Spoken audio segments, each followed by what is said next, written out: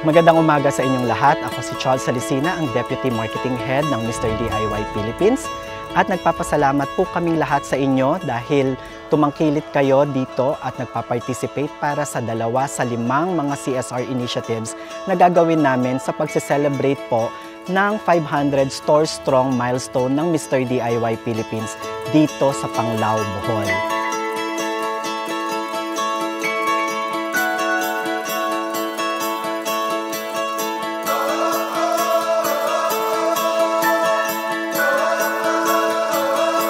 We're celebrating our 500 store milestone here in the Philippines.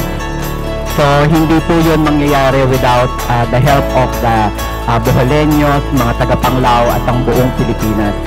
Around the world, Mr. DIY has more than 3,000 stores already. We are present in all Southeast Asia countries and in Turkey and in Spain. The intention of Mr. DIY is to embrace local communities.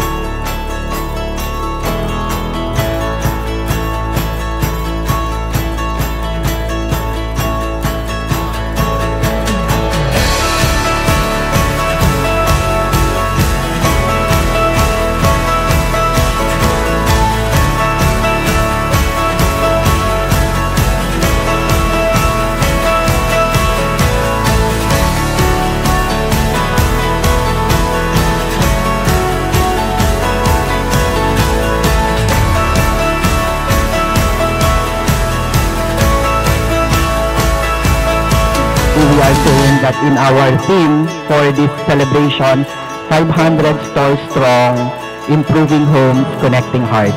Connecting hearts meaning to say we want to connect with the local communities such as dito sa Panglao and sa buong Bohol.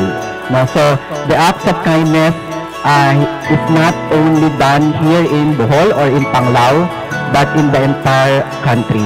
Maraming salamat po sa inyong pagdalo ngayong araw na to from Eagles, JCI Chocolate Hills, sa ating mga kapulisan, DNR, ang LGU ng Panglao, ang Barangay Dolho. So maraming salamat po.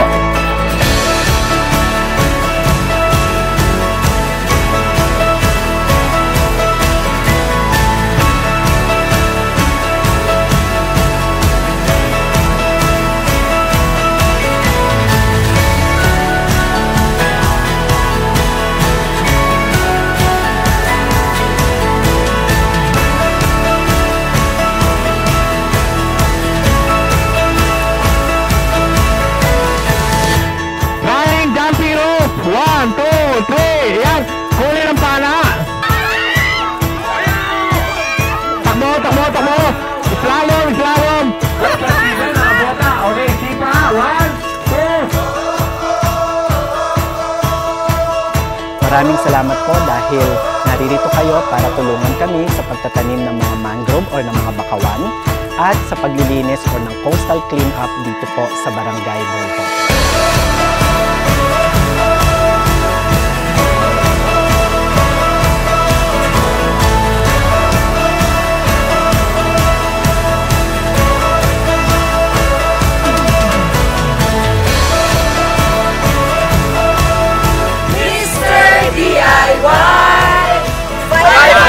Store Strong!